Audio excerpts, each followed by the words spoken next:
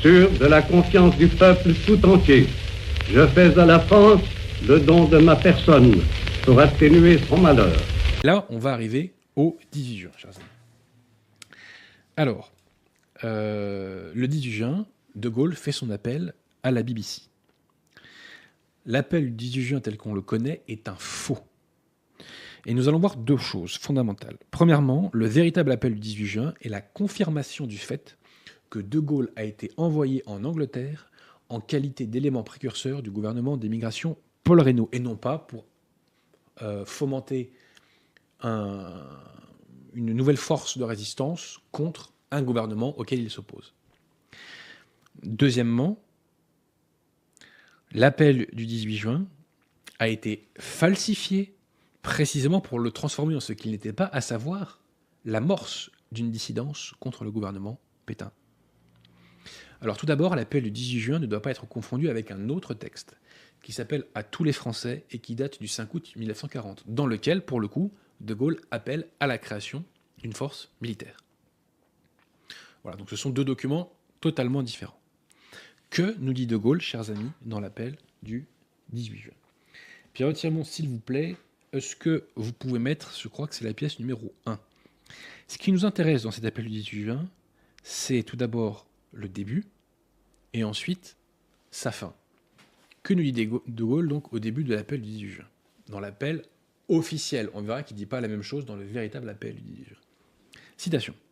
« Les chefs qui, depuis de nombreuses années, sont à la tête des armées françaises, ont formé un gouvernement. » Donc déjà, De Gaulle laisse entendre que des militaires français ont formé un gouvernement en dehors des mécanismes institutionnels, c'est-à-dire sans que le président de la République, Albert Lebrun, les nomme.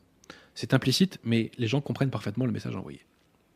Ce gouvernement, alléguant de la défaite de nos armées, s'est mis en rapport avec l'ennemi pour cesser le combat. Donc De Gaulle nous le dit, dans cet appel officiel du 18 juin, il est sûr et certain que le gouvernement va cesser le combat. Donc ça, c'est le début. Arrivons ensuite à la fin de l'appel du 18 juin. Il nous dit ceci. « Moi, général de Gaulle, va-t-il appeler à la création d'un mouvement de résistance militaire? On va voir ça.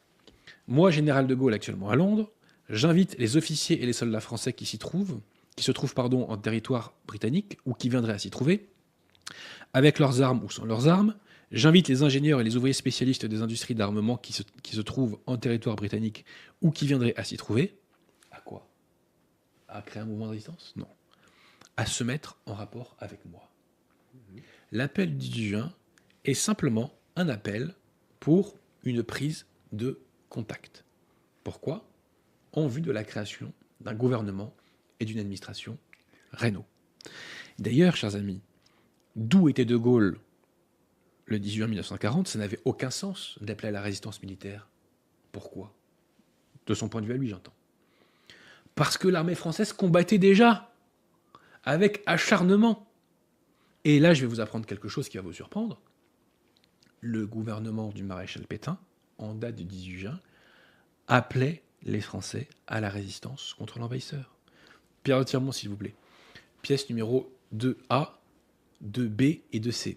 Et la pièce 2A, c'est le communiqué en date du 18 juin du gouvernement du maréchal Pétain. Et ça serait bien que vous mettiez Pierre Tirmont en gros le bas, comme je vous ai montré tout à l'heure, vous savez. Ces documents, je les ai tirés d'un journal français qui s'appelle Le Petit Provençal.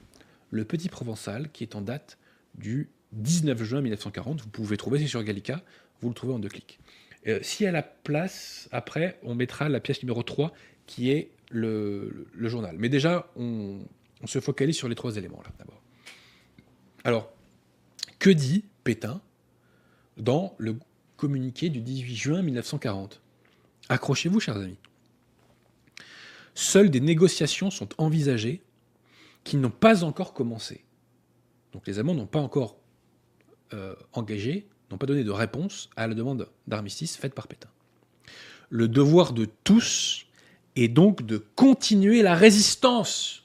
Je répète, Pétain nous dit, le devoir de tous est donc de continuer la résistance. Donc on voit bien que l'appel à la résistance de Pétain a eu une importance beaucoup plus grande Déjà parce qu'il est beaucoup plus entendu et parce qu'il a une autorité beaucoup plus grande, puisque ça vient du gouvernement. Donc ça n'avait aucun sens pour De Gaulle d'appeler à la résistance de là où il était. C'était un doublon parfaitement inutile. Ça explique pourquoi cette chose, cet appel à la résistance, est absent, à proprement parler, dans l'appel officiel du 10 juin.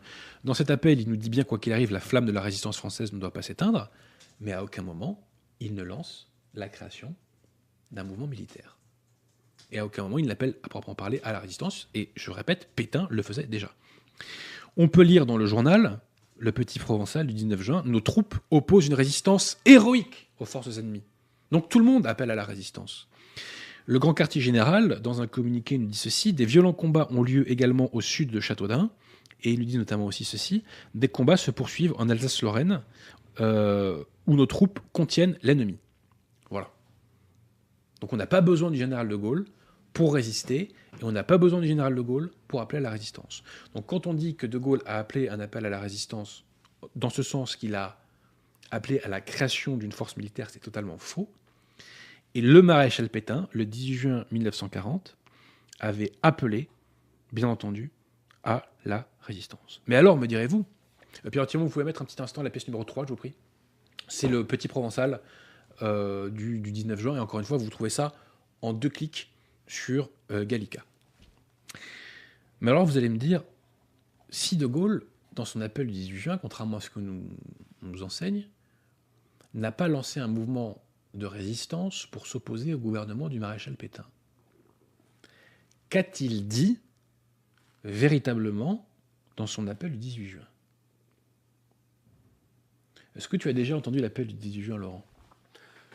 J'ai en souvenir, oui. Mais c'est vrai que j'ai quelque chose. J'ai besoin de vous. Venez à moi.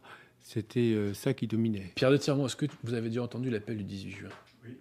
Eh bien, messieurs, aucun de vous n'a entendu l'appel du 18 juin. Savez-vous pourquoi? Parce que l'appel du 18 juin, son enregistrement, a été détruit. Il n'existe pas. Généralement, on présente aux gens l'appel du 22 juin comme celui du 18. Mais ce sont 2 choses totalement différentes, et on va s'en expliquer. L'appel du 18 juin a disparu. C'est pas un peu suspect, ça, chers amis, pour commencer? Il était écrit, non? Il était écrit. On va y arriver, chers amis, on va y arriver. Mais nous connaissons le véritable appel du 18 juin. Parce que le service d'écoute suisse l'a retranscrit à l'époque. Et le document du service d'écoute suisse a été retrouvé par un notaire français qui s'appelle Jacques Fourmy et par un historien qui s'appelle Christian Rosset. Et nous avons la certitude de l'authenticité de ce document et de la véracité du document, du fait que les types ne se sont pas trompés, parce que le texte correspond à la virgule près à la version de l'appel du 18 juin que la BBC a communiqué aux journaux français de l'époque. Pierre Thiermont, s'il vous plaît, pouvez-vous mettre les pièces 4 et 4A? La pièce 4, chers amis, dans la pièce 4, je compare le début de l'appel officiel du 18 juin au début du véritable appel du 18 juin. Et la pièce 4B, qu'est-ce que c'est, chers amis? C'est l'extrait, c'est l'appel du 18 juin, publié le 19 juin par le Petit Provençal. Et comme le Petit Provençal l'indique, c'est la version qui a été communiquée par la BBC. Et vous allez voir que le début de l'appel est totalement différent et qu'il n'a rien à voir et qu'il remet tout en perspective. Le véritable appel du 18 juin est la preuve que De Gaulle est parti en Angleterre, non pas pour former une force militaire qui s'opposera au gouvernement Pétain, mais en qualité d'élément précurseur du gouvernement Reynaud, en application de la manœuvre de Paul Reynaud qui attendait la chute du gouvernement du maréchal Pétain. Je m'explique. Est-ce que Pierre Thiermont, on voit bien en gros les 2 débuts des appels? Donc je répète que dans le premier appel, c'est à quelle page? 132. Donc dans le premier appel, je rappelle qu'au début, dans l'appel officiel, je devrais dire plutôt, excusez-moi, De Gaulle nous dit 2 choses. Il sous-entend très fortement que des militaires ont formé un gouvernement en dehors des mécanismes institutionnels et que de façon sûre et certaine, ces militaires vont arrêter le combat. Donc 2 choses. Gouvernement de factieux plus arrêt des combats. Que nous dit de Gaulle dans le véritable appel du 18 juin, retranscrit par le service des écoutes suisses et communiqué par la BBC aux journaux français en juin 40. Citation. Le gouvernement français, le gouvernement français, donc c'est pas un gouvernement de factieux, c'est le gouvernement légal et légitime de la France. Le gouvernement français a demandé à l'ennemi à quelles conditions pourrait cesser le combat. Donc là, à quelles conditions pourrait cesser le combat? Donc on n'est pas sûr que ça va s'arrêter. Il n'accuse pas de capitulation. Il a déclaré que si ces conditions étaient contraires à l'honneur, à la dignité et à l'indépendance de la France, la lutte devait continuer. De Gaulle envisage la poursuite de la guerre dans son véritable appel du 18 juin, car il est dans le cadre de la manœuvre Reynaud. Et en aucun cas, il ne diabolise le maréchal Pétain, et en aucun cas, il ne fait dissidence avec un régime dont il attend que par un de ses mécanismes, Reynaud retrouve le pouvoir. Je résume. Dans l'appel officiel donc, du 18 juin, qui est un faux, De Gaulle amorce un mouvement de dissidence contre un gouvernement formé par des chefs militaires, entendre un gouvernement factieux dont le dessein serait de cesser le combat sans qu'il n'existe de justification suffisante pour cela. Dans le texte officiel, dans le véritable appel du 18 juin, De Gaulle ne fait aucun sous-entendu. Le gouvernement du maréchal Pétain est sans le moindre doute le gouvernement français. Il s'agit donc bien du gouvernement légal et légitime de la France. De Gaulle rappelle ensuite que le gouvernement a demandé à connaître les conditions dans lesquelles l'armistice pouvait être conclu, et que ce même gouvernement continuera la lutte si les conditions proposées sont déshonorantes. Il ne s'agit donc pas d'un gouvernement de capitulards.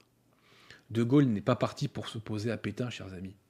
De Gaulle est parti pour obéir à des directives de Paul Reynaud. Voilà la vérité.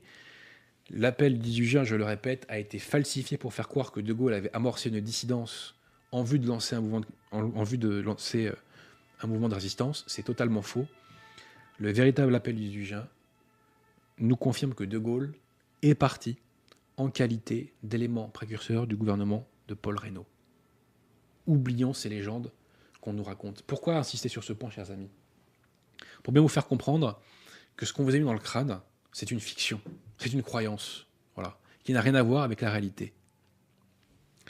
Alors, quelle est la réaction attendez, juste avant, c'est qu'on pourrait nous dire, mais attendez, il y a un deuxième appel de De Gaulle en date du 19 juin, où il parle d'un gouvernement tombé sur la servitude de l'étranger.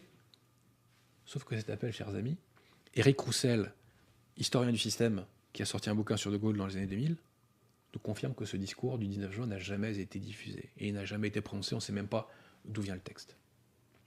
Voilà. Et ce même 19 juin, que font les Anglois? Ils envoient Jean Monnet et René Pleven à Bordeaux pour débaucher des hommes politiques. Pourquoi? En vue d'alimenter un gouvernement d'émigration Reynaud ou, pourquoi pas, une dissidence.